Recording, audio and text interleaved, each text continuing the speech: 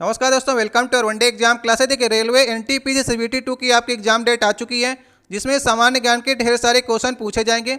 इसलिए आपको सामान्य ज्ञान पर बेहतर कमांड करनी होगी।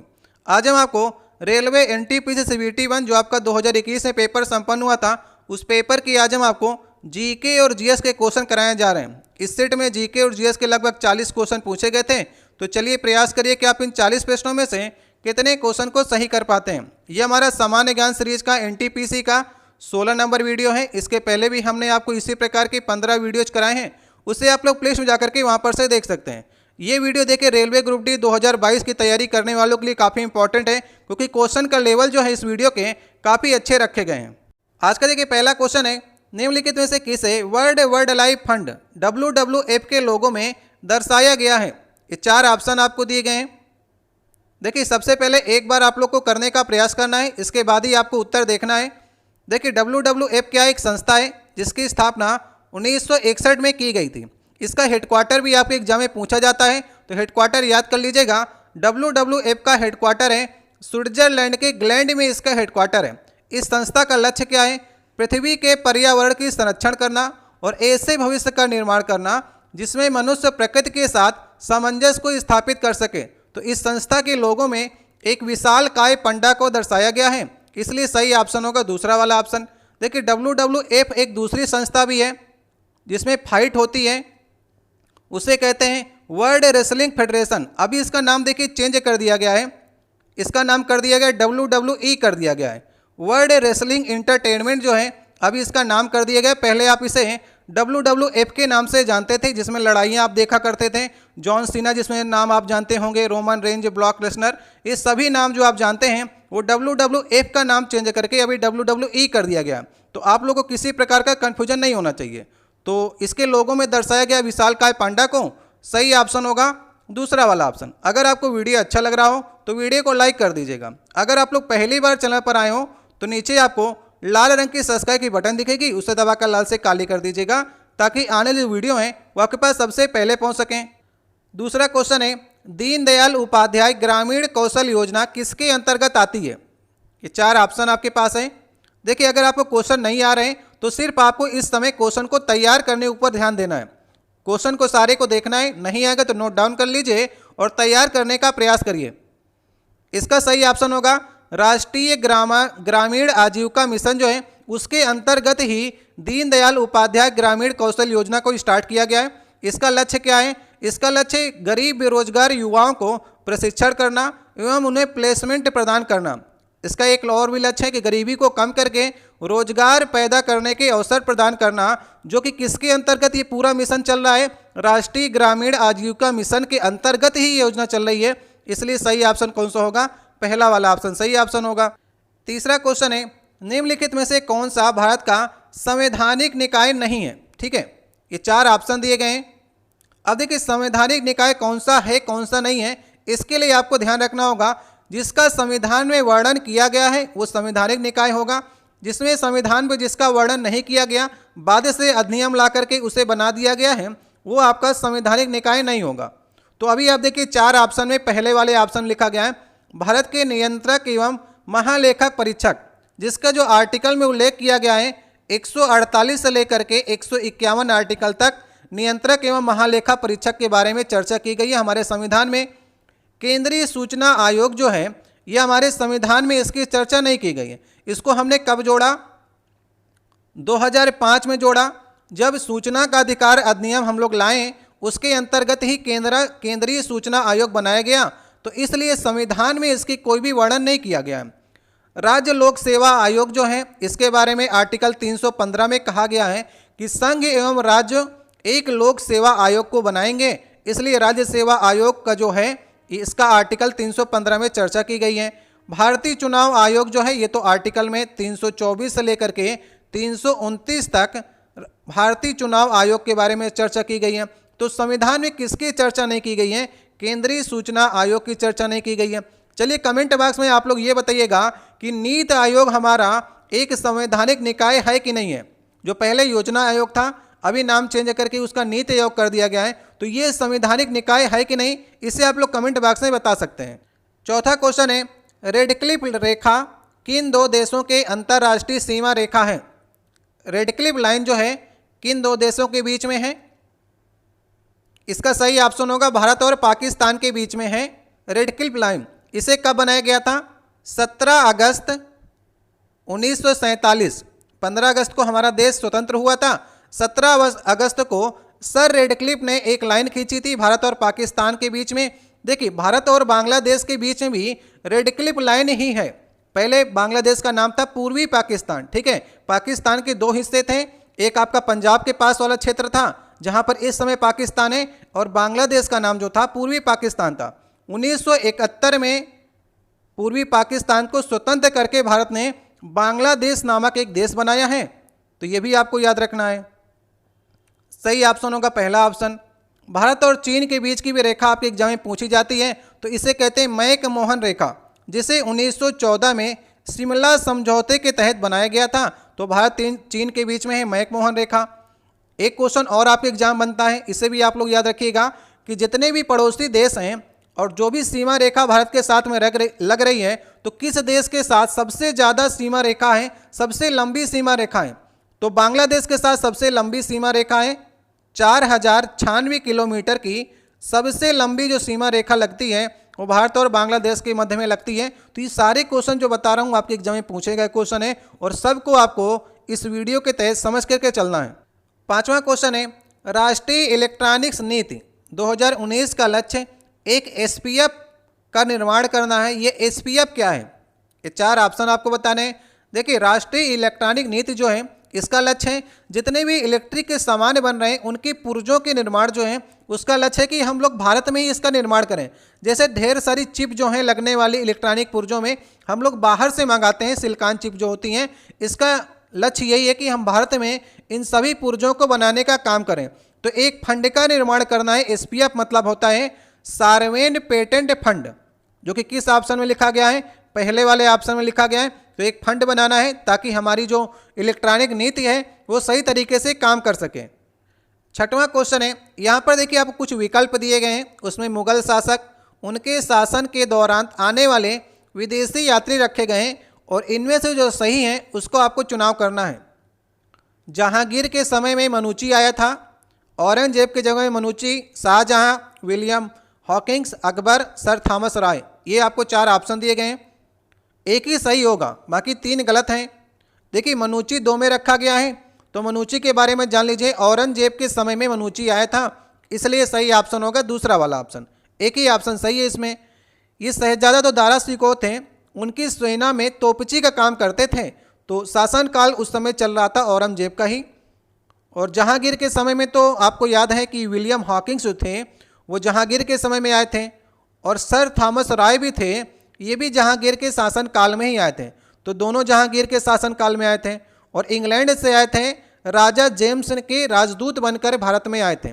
तो ठीक है, विलियम हॉकिंग्स और सर थॉमस राय दोनों जहांगीर के शासनकाल में आए थे। सही ऑप्शन होगा इसका दूसरा वाला ऑप्शन, मनुची जो है औरंगजेब के शासनकाल में, यही सही ऑप्शन है। सातवां क्वेश्चन है, जीपीआरएस का पूर्ण रूप आपको बताना है। ठीक है, जीपीआरएस जब आप 2G और 3G के मोबाइल चलाते रहे होंगे तब जीपीआरएस का नाम सुनते थे, अभी ये 4G आने से समाप्त हो गया। जीपीआरएस को हम लोग जीएसएम आईपी भी कहते थे।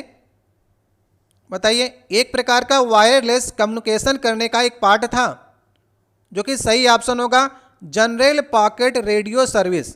कहाँ पर लिखा हुआ है? जनरल पॉकेट रेडियो सर्विस, ये पहले वाले ऑप्शन में लिखा गया है, ये इसका सही ऑप्शन होगा। तो इसको आपको याद करके चलना है। अभी देखिए, रेलवे जो है बहुत पुराने क्वेश्चन भी निकालता है।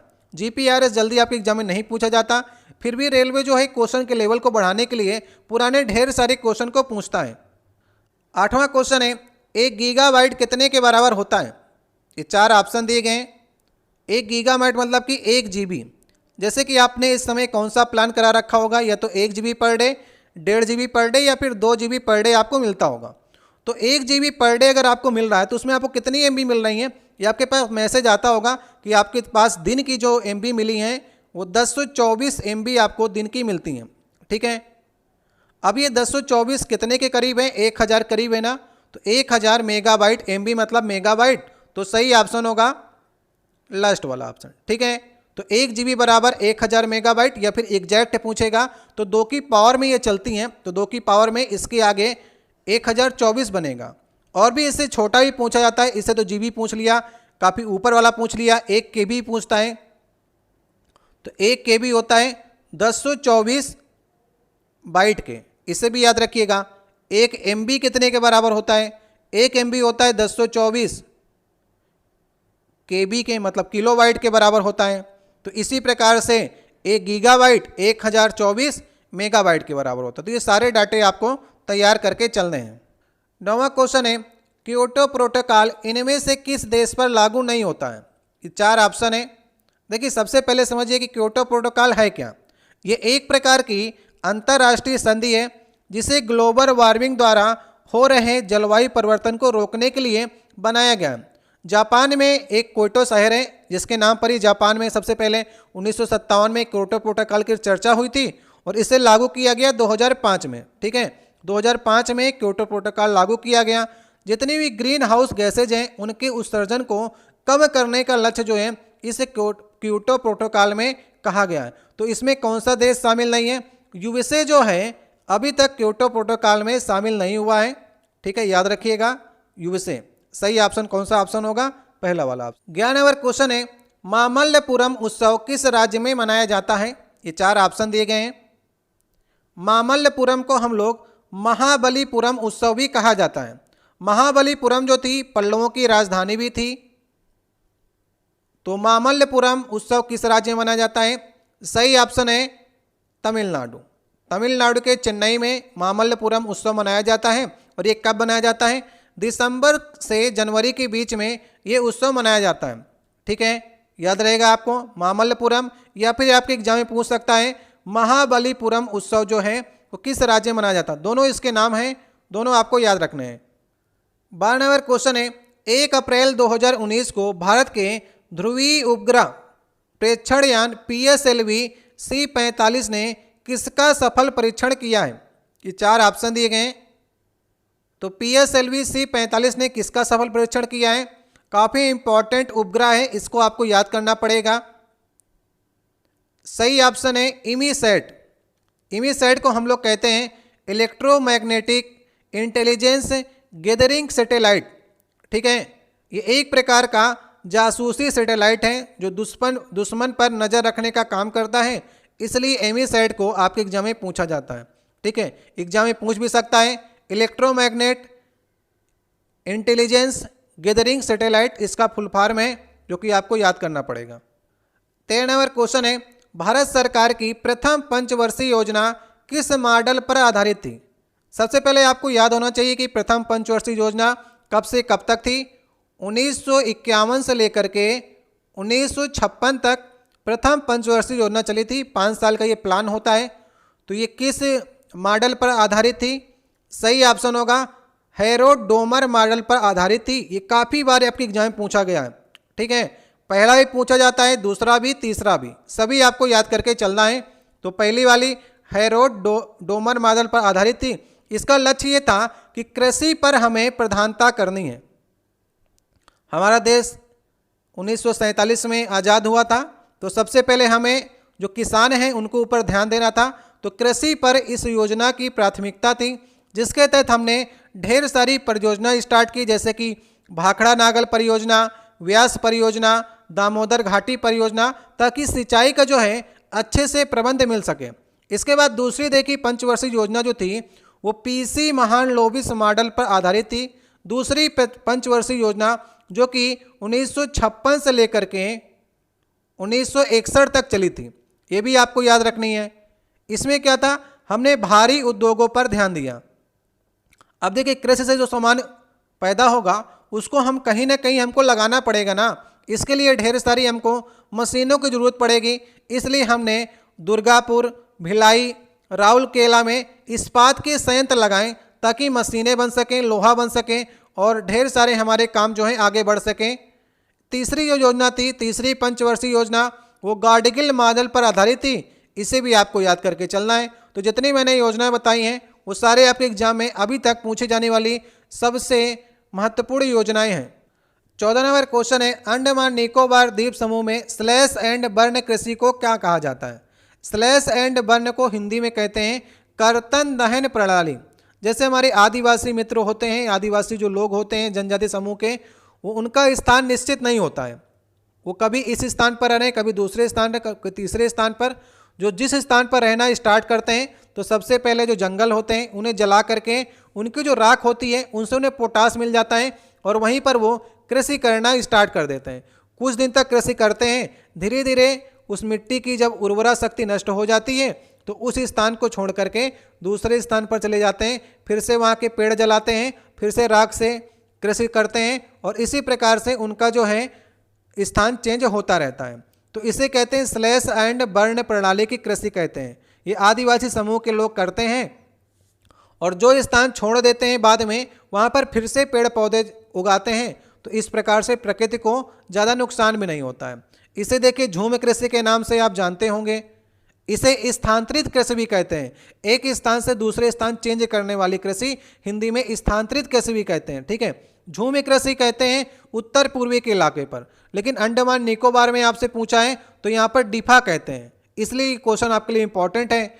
डीफा देखिए अंडमान निकोबार में और छत्तीसगढ़ में। इसको देखिए बहुत से लोग पिछले साल झूम कृषि लगाकर चले आए हैं, फिर हमसे पूछ रहे थे सर क्वेश्चन सही है कि नहीं सही है, जो कि बिल्कुल सही है। झूम कृषि हम लोग कहते हैं उत्तर पूर्वी के इलाके पर, असम हो गया, मेघालय, मिजोरम, नागालैंड। जब आपसे पूछेगा यहाँ पर इस कृषि को क्या कहते हैं तब आप लोग झूम कृषि कहेंगे। अंडमान निकोबार पूछा है या फिर छत्तीसगढ़ पूछता तो डिफा कहते हैं। पाम लऊ यहाँ पर लिखा गया है, इसे मणिपुर में कहते हैं। स्लैश एंड बर्न कृषि को पाम लऊ कहते हैं मणिपुर में। मिल्फा जो है इसे विदेश में कहते हैं, विदेश में मतलब अमेरिका में, यूएसए में शिफ्टिंग कृषि जो होती है, शिफ्टिंग मतलब एक स्थान से दूसरे स्थान पर शिफ्ट होना, स्थानांतरित होना, इसे मिल्फा कहते हैं यूएसए में। एक क्वेश्चन और आपके एग्जाम में पूछा गया था, रोका, रोका किस देश में कहते हैं? स्लैश एंड बर्न जो कृषि है उसका नाम रोका भी है, ब्राजील में इसे रोका कहते हैं। याद कर लीजिएगा, सारे क्वेश्चन आपके एग्जाम में आ सकते हैं। रोका जो है ब्राजील में कहते हैं। ठीक है, कहीं पर नोट डाउन कर लीजिएगा।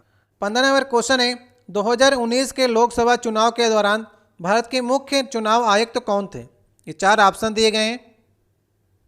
जब 2019 के लोकसभा के चुनाव हुए थे तो उस समय सुनील अरोड़ा जो थे भारत के मुख्य चुनाव आयुक्त थे। ठीक है, याद रखिएगा। अभी इस समय कौन है?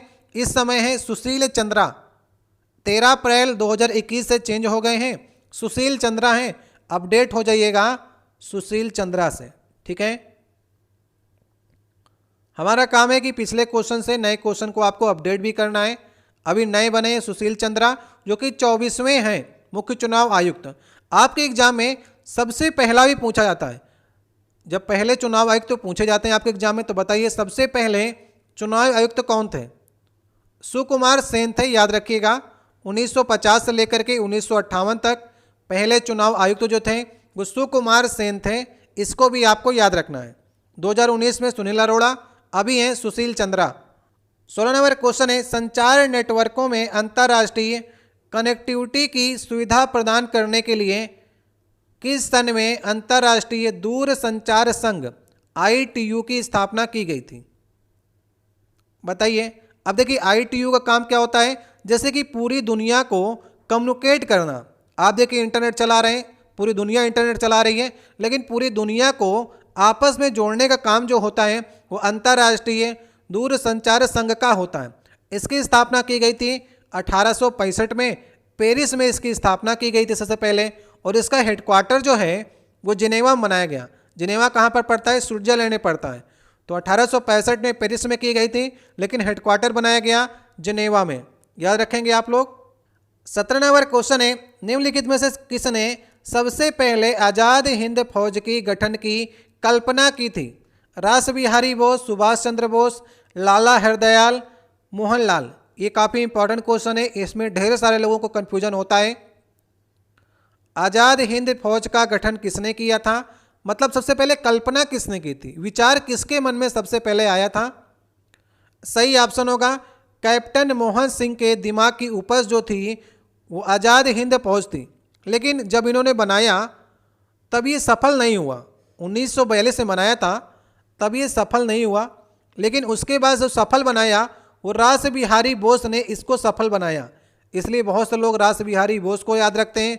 लेकिन जब 1943 में इसके सर्वोच्च सेनापति बनाया गया सुभाष चंद्र बोस को, तो कुछ लोग सुभाष चंद्र बोस को भी सही कर देते हैं, लेकिन सबसे पहले जो कल्पना की थी कैप्टन मोहन सिंह ने की थी, इसे सफल बनाया रास बिहारी बोस ने, और सर्वोच्च सेनापति बनाए गए 1943 में सुभाष चंद्र बोस इस फौज के। ठीक है, अब इस ऑप्शन में देखिए लाला हरदयाल भी लिखा गया है।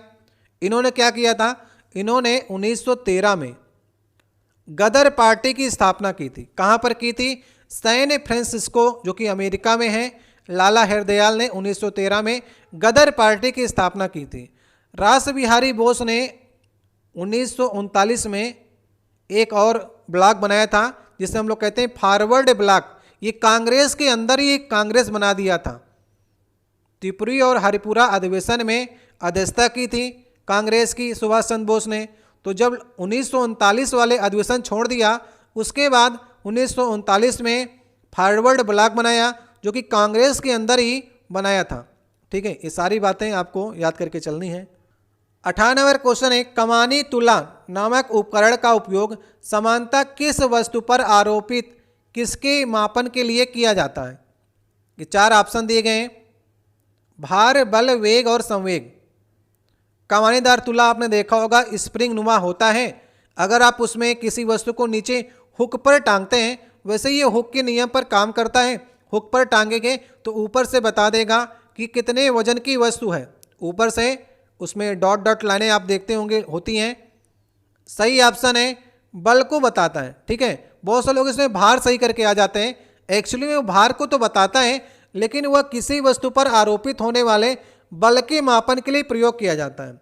वैसे रेलवे चाहता तो ये भार को हटा सकता था, क्योंकि भार और बल दोनों को मापने का काम जो है वो कमानीदार तुला करता है। लेकिन साइंस की भाषा में जिस तरह इसने पूछा है उस हिसाब से बल के मापन हेतु प्रयोग होगा। ठीक है, दोनों में mg का प्रयोग होता है, मास इंटू ग्रेविटी का दोनों के फार्मूले में होता है, भार और बल के। तो इसलिए बल जो है यहाँ पर सबसे सही हो सकता है।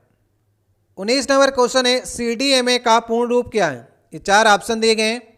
CDMA ये भी आपके जब 2G और 3G के सिम चलते थे तब आप CDMA का नाम जानते रहे होंगे। अभी तो 4G प्रणाली आने के बाद इसका नाम काफ़ी लोग तो भूल गए होंगे। सही ऑप्शन है, याद कर लीजिएगा, CDMA का कोड डिवीजन मल्टीपल एक्सेस, इसका फुल फॉर्म है, जो कि आपको बस याद कर लीजिएगा, इतना ही पूछा जाएगा। इसके बारे में डिटेल आपसे नहीं पूछी जाएगी। 21 नंबर क्वेश्चन है, ट्रिप्स अनुबंध के माध्यम से जियोग्राफिक इंडिकेटर टैग के तहत टैग किए जाने वाला पहला भारतीय उत्पाद कौन सा था। GI टैग सबसे पहले किस उत्पाद को मिला था, ये आपसे पूछने का प्रयास कर रहा है। और बहुत बार ये क्वेश्चन आपके एग्जाम में पूछा गया है। Very very most important question है ये। सही ऑप्शन है दार्जिलिंग चाय। सबसे पहले दार्जिलिंग चाय को 2004 में GI टैग प्रदान किया गया था। और GI टैग जो होता है 10 वर्षों के लिए प्रदान किया जाता है। इसके बाद फिर से आपको रिन्यू कराना पड़ता है। GI टैग प्रदान करने वाली संस्था का मुख्यालय है चेन्नई में, याद रखिएगा। और GI का फुल फॉर्म भी आपसे पूछा जाता है, तो जियोग्राफिक इंडिकेटर इसका फुल फॉर्म है। और सबसे पहले ये एक्ट कब आया था, ये भी आपके एग्जाम में पूछा जाता है। तो भौगोलिक संकेत पंजीकरण संरक्षण एक्ट जो आया था वो 1999 में आया था। हिंदी में जियोग्राफिक इंडिकेटर को कहते हैं भौगोलिक संकेतक। ठीक है, जैसे किसी राज्य में एक विशेष चीज़ बनती है, कंधमाल हल्दी जो है उड़ीसा की जैसे फेमस है, तो हल्दी जो है वहाँ का GI टैग उसे दिया जाएगा। सही ऑप्शन है दार्जिलिंग चाय। 2004 में इसे GI टैग प्रदान किया गया था। 22 नंबर क्वेश्चन है, 20वीं शताब्दी के पहले दशक के दौरान किस स्थान को भारतीय राष्ट्रवाद का तंत्रिका केंद्र माना जाता था। 20वीं शताब्दी में किस राज्य की सबसे ज़्यादा चर्चा होती थी। सही ऑप्शन है बंगाल। देखिए बंगाल में उस समय बिहार और उड़ीसा भी शामिल थे, बाद में अलग किए गए। तो जितने भी राष्ट्रवादी प्रदर्शन होते थे ज़्यादातर बंगाल उनका केंद्र बिंदु होता था। जैसे कि आप देखते हैं 1905 में बंगाल विभाजन हुआ, इसके बाद धीरे धीरे चंपारण भी हुआ। तो ये बिहार, उड़ीसा, बंगाल के आसपास ही राष्ट्रवाद का तंत्रिका तंत्र माना जाता था। एक ये धनवान क्षेत्र भी था, समृद्ध था, वहाँ से व्यापार भी काफ़ी अच्छा होता था और हिंदू मुस्लिम भी वहाँ पर काफ़ी ढेर सारी मात्रा में रहते थे, तो राजनीति करने का मौका मिलता था। तो इसलिए बंगाल जो था उस समय राष्ट्रवाद का केंद्र माना जाता था। 23 नंबर क्वेश्चन है, विकिलीक्स के सह संस्थापक जूलियन असांजे किस देश के कंप्यूटर प्रोग्रामर हैं? ये 4 ऑप्शन दिए गए हैं। जूलियन असांजे काफ़ी चर्चा में थे, याद है आपको। इसका सही ऑप्शन होगा, सबसे पहले ऑप्शन देख लीजिए, ऑस्ट्रेलिया के एक कंप्यूटर प्रोग्राम एवं हैकर है। इन्होंने क्या किया था, 2017-18 में अमेरिका के जो गोपनीय दस्तावेज थे, जो सेना के गोपनीय दस्तावेज थे, उन्हें लीक कर दिया था। तो लीक कर दिया था तो इस समय ये जेल में है। भाई अमेरिका के सेना के दस्तावेज आप लीक करेंगे तो अमेरिका छोड़ थोड़ी देगा। तो अभी तक ये जूलियन असांजे जो हैं वो जेल में हैं, जो कि विकिलीक्स के संस्थापक हैं और एक कंप्यूटर प्रोग्रामर एवं हैकर भी हैं। ठीक है, याद रहेगा आपको। 24 नंबर क्वेश्चन है, निम्नलिखित कोशिकांगों में से किसे कोशिका की आत्मघाती थैली कहा जाता है? आत्मघाती थैली किसे कहा जाता है? सही ऑप्शन होगा लाइसोसोम। जैसे कि कोई हमारी कोशिका है, क्षतिग्रस्त हो गई, आपको चोट लगती है, थोड़ी सी भी चोट लगी, कोशिका क्षतिग्रस्त हो गई, तो उसके अंदर, कोशिका के अंदर लाइसोसोम होता है, वो फट जाता है और जो उसके पाचक एंजाइम होते हैं वो कोशिका का भक्षण कर ले जाते हैं। इससे नई कोशिका फिर से उत्पन्न हो जाती है। जितनी हमारी खराब कोशिका होती हैं उसका जो भक्षण करने का काम होता है, तो सबसे पहले अगर कोशिका में चोट लगेगी तो लाइसोसोम सोचेगा कि कोशिका जो हमारी क्षतिग्रस्त हो गई है, अब इस कोशिका को हटाना है, तो स्वयं फट जाता है। इसलिए इसे कहते हैं सुसाइडल बैग कहते हैं। आत्मघाती थैली है, कोशिका को नष्ट कर देता है और फिर से नई कोशिका तो आपकी बनती रहती है। ठीक है, गाल्जी काय को क्या कहते हैं? गाल्जी काय को यातायात प्रबंधक कहते हैं। याद रखिएगा, क्लोरोप्लास्ट तो हरित लवक हैं, जैसे कि पेड़ पौधे खाना बनाते हैं तो प्रकाश संश्लेषण में क्लोरोप्लास्ट की आवश्यकता होता है, और माइक्रोकांडिका को पावर हाउस ऑफ सेल कहते हैं। ये सारी बातें आपको याद रखनी है। 25 नंबर क्वेश्चन है, जलवायु परिवर्तन के मुद्दे पर वार्ता करने के लिए किस देश ने दुनिया की पहली अंडर वाटर कैबिनेट बैठक का आयोजन किया? ये 4 ऑप्शन दिए गए हैं, मतलब पानी के अंदर बैठक की है। ये सही ऑप्शन होगा मालदीव। देखिए, मालदीव एक टापू पर बसा देश है, और अगर ग्लोबल वार्मिंग बढ़ती है, समुद्र का स्तर ऊपर बढ़ता है, तो सबसे ज़्यादा खतरा मालदीव को है डूबने का। इसलिए अंडर वाटर बैठक इसीलिए की गई कि बताना कभी हमारा द्वीप अगर डूब जाएगा तो आपको इसी प्रकार से वाटर के अंदर बैठक करनी पड़ेगी। एक दिखाने का प्रयास किया था, 2009 में ये बैठक हुई थी, याद रखिएगा, मालदीव में जलवायु परिवर्तन के मुद्दे पर। 26 नंबर क्वेश्चन है, तेलंगाना भारत का कौन सा राज्य बना था? सही ऑप्शन होगा 29वां राज्य बना। कब बना था? 2 जून 2014 को बना, याद रखेंगे। लेकिन इस समय बात करेंगे तो इस समय भारत के राज्यों की संख्या तो 28 ही है, क्योंकि 29 राज्य तो बन गए थे, लेकिन जम्मू एंड कश्मीर को हमने संघ शासित प्रदेश बना दिया और उससे लद्दाख को अलग कर दिया। देखिए, पहले 29 राज्य थे और 7 केंद्र शासित प्रदेश थे। जब हमने एक राज्य कम किया तो 2 केंद्र शासित प्रदेश बढ़ गए, एक जम्मू एंड कश्मीर, एक लद्दाख। तो 29 से 28 हुए और 2 केंद्र शासित प्रदेश से 7 2 9 हो गए। अब देखिए, 9 से भी हमने 8 कर दिया है। दमन और द्वीप और दादरा नगर हवेली, इन दोनों को मिला करके एक ही केंद्र शासित प्रदेश कर दिया है। इसलिए इस समय 28 राज्य हैं और 8 केंद्र शासित प्रदेश हैं। तेलंगाना उस समय 29वां बना था। 27 नंबर क्वेश्चन है, अप्रैल 2019 में नाबार्ड में भारत सरकार की हिस्सेदारी को बढ़ा करके कितना कर दिया गया? अब नाबार्ड तो आप जानते होंगे, 1982 में नाबार्ड को बनाया गया था। नाबार्ड का फुल फॉर्म आपके एग्जाम में पूछा जाता है, national bank for agriculture and rural development. जो बैंक है इसे हम लोग नाबार्ड कहते हैं। तो इसका सही ऑप्शन होगा, इस समय आरबीआई ने अपनी जो हिस्सेदारी थी उसे भारत सरकार को बेच दिया है। आरबीआई ने अपने जो नाबार्ड में हिस्सेदारी थी उसे बेच दिया भारत सरकार को। तो भारत सरकार के पास इस समय 100% शेयर जो हैं वो नाबार्ड के आ चुके हैं। काफ़ी अच्छा क्वेश्चन है, याद रखिएगा आप लोग। 28 नंबर क्वेश्चन है, इसरो के मानव रहित परीक्षण बेड RLV-TD का पूर्ण रूप क्या है, ये आपको बताना है। देखिए RLV-TD सबसे पहले एक बार आप लोग प्रयास कर लिया करिए कि आपके हिसाब से क्या ऑप्शन हो सकता है। आपने कहीं पर इसे पढ़ा हो सकता है तो ट्राई कर लीजिए, नहीं पढ़ा है तो हम तो बताएंगे ही आपको। सही ऑप्शन होगा reusable satellite launch vehicle technology demonstrator.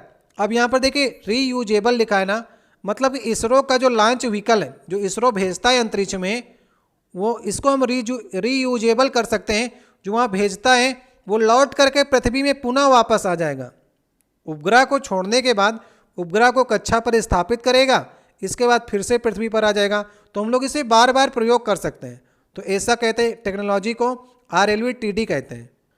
29 number question है, ब्रह्म समाज के प्रथम प्रधानाचार्य कौन थे। अब देखिए क्वेश्चन को घुमा करके पूछा गया। आपसे ये क्वेश्चन पूछ सकता था कि ब्रह्म समाज की स्थापना किसने की, लेकिन घुमा करके पूछा गया, उत्तर तो वही होगा ना, राजा राम मोहन राय जो थे वो ब्रह्म समाज के स्थापनाकार भी थे और प्रधानाचार्य भी थे। 1828 में कलकत्ता में राजा राम मोहन राय ने ब्रह्म समाज की स्थापना की थी। ठीक है, हिंदू धर्म में सुधार लाने के लिए ब्रह्म समाज की स्थापना की गई थी। जो हिंदू धर्म में कुरीतियाँ चल रही थी उसमें उसको ख़त्म करने के उद्देश्य था ब्रह्म समाज का। इसने सबसे पहला काम किया 1829 में सती प्रथा का अंत किया था। तो राजा राम मोहन राय का काफ़ी श्रेय था इसमें, याद रखिएगा। 30 नंबर क्वेश्चन है, क्रिकेट में गेंदबाजी का चाइनामैन शैली का नाम किसके नाम पर रखा गया। आप देखते होंगे कुलदीप यादव जो हमारे भारतीय स्पिनर हैं उन्हें हम लोग चाइनामैन कहते हैं।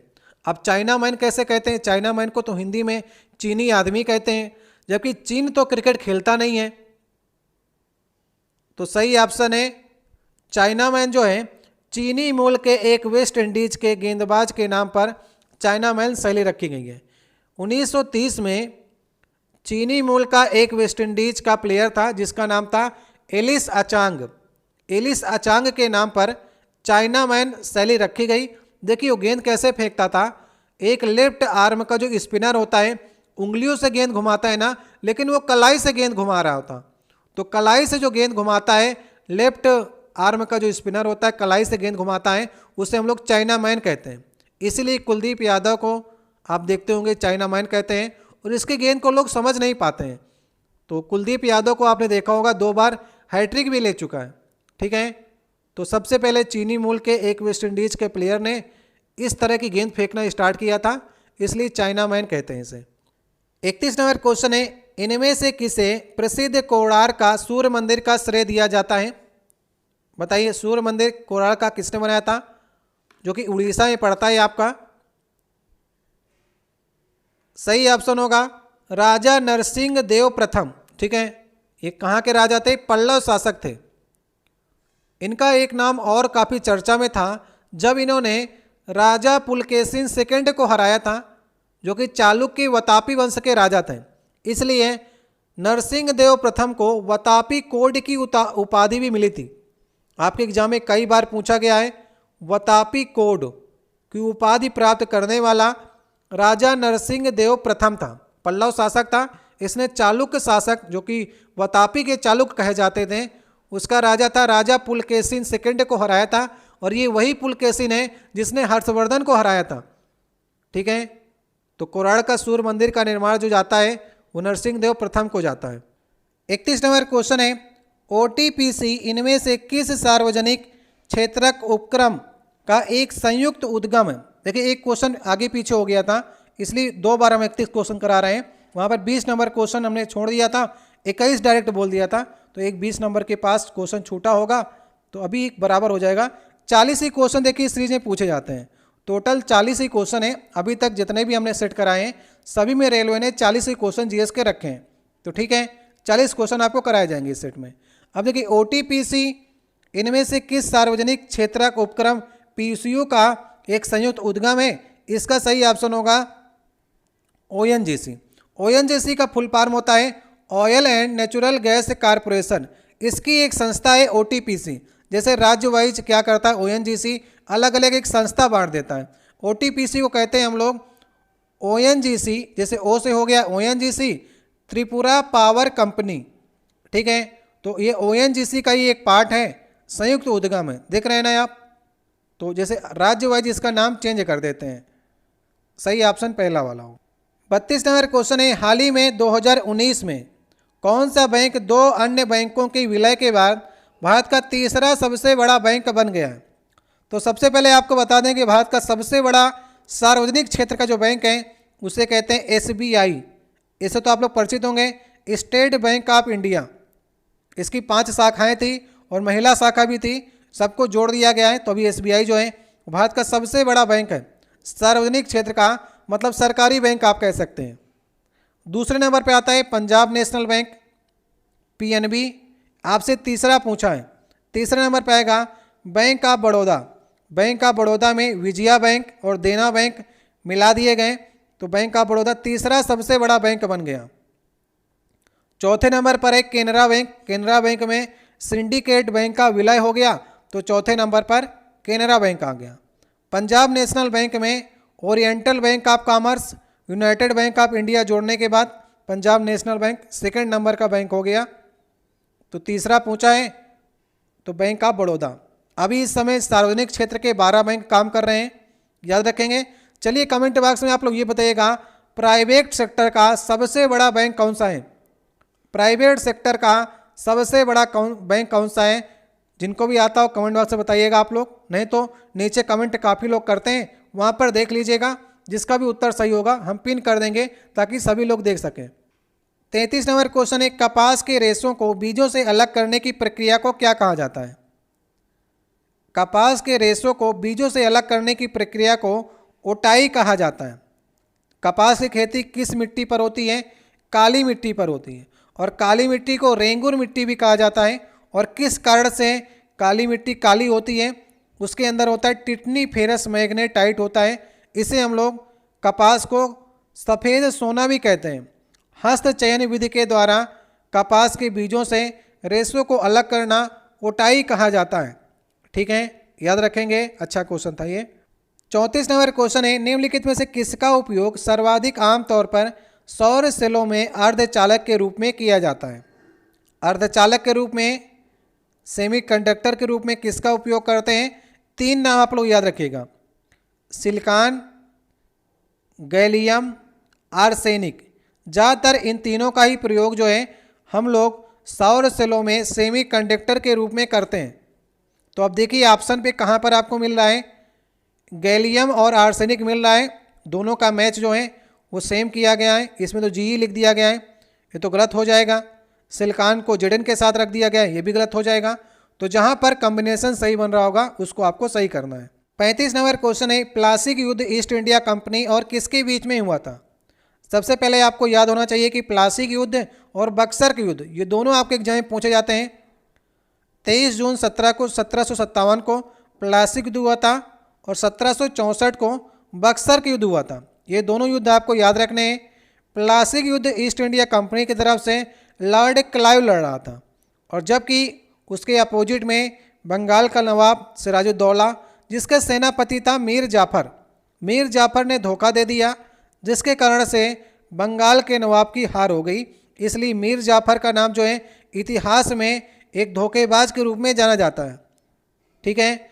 जब हार हो गई तो अब जिसने देखिए धोखा दिया तो उसको बंगाल का नवाब बना दिया गया। तो मीर जाफ़र को बंगाल का नवाब अंग्रेज़ों ने बना दिया। ईस्ट इंडिया की ओर से रॉबर्ट क्लाइव युद्ध लड़ रहा था, याद रहेगा आपको। सही ऑप्शन होगा पहला। 36 नंबर क्वेश्चन है, 2015 और 16 की कृषि गणना के अनुसार इनमें से किस राज्य में खेतिहर भूमि धारकों की संख्या सर्वाधिक है? मतलब वे धारक जिनके पास खेती करने के लिए भूमि होगी उनकी संख्या सबसे ज़्यादा किस राज्य में है? सही ऑप्शन होगा उत्तर प्रदेश में।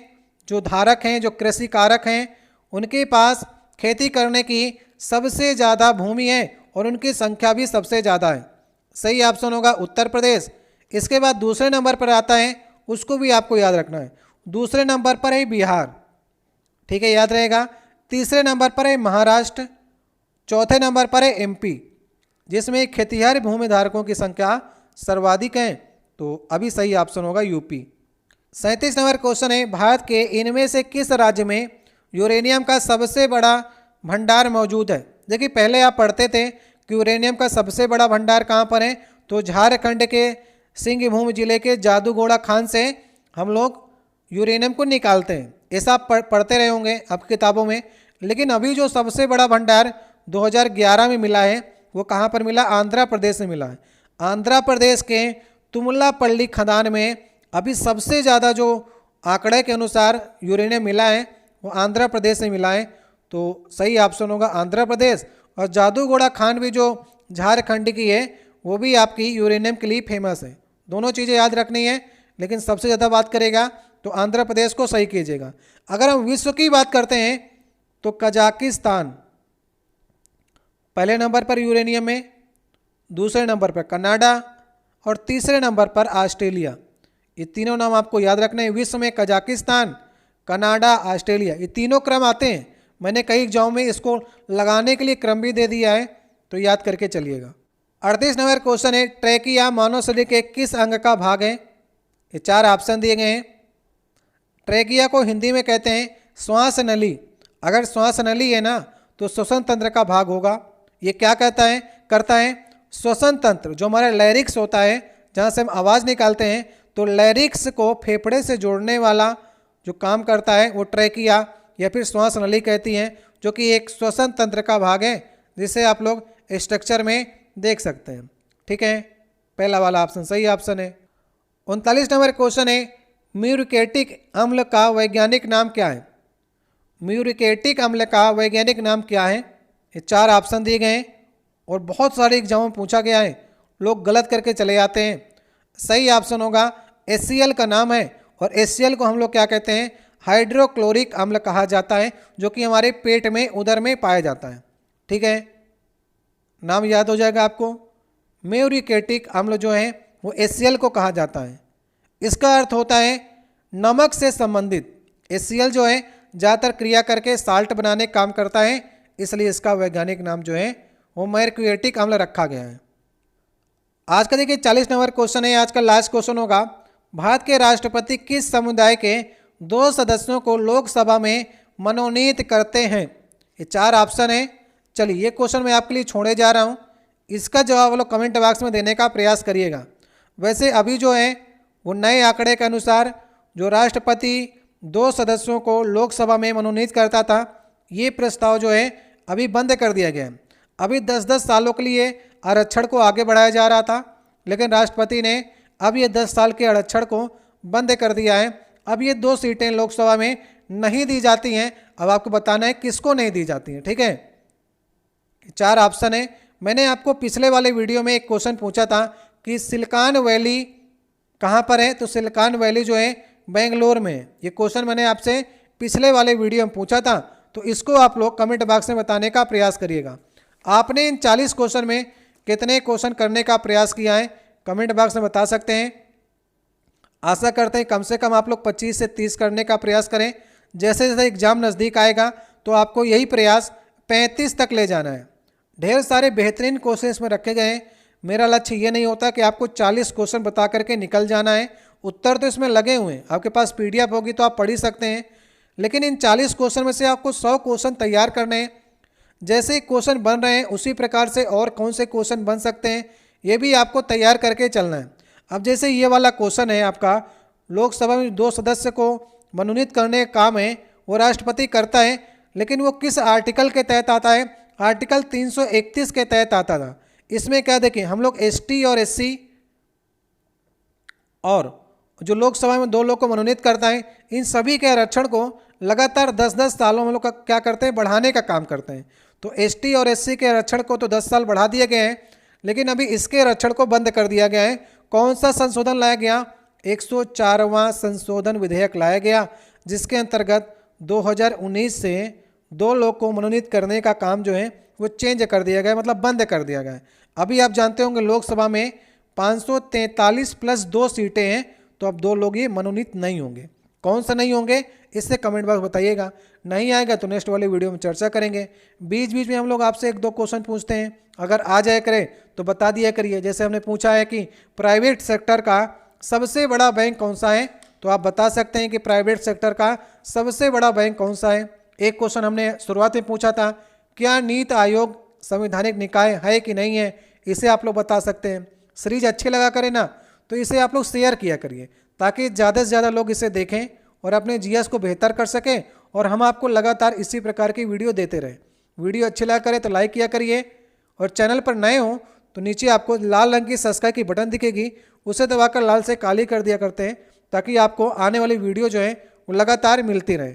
बहुत बहुत धन्यवाद, मिलते हैं नेक्स्ट वीडियो में।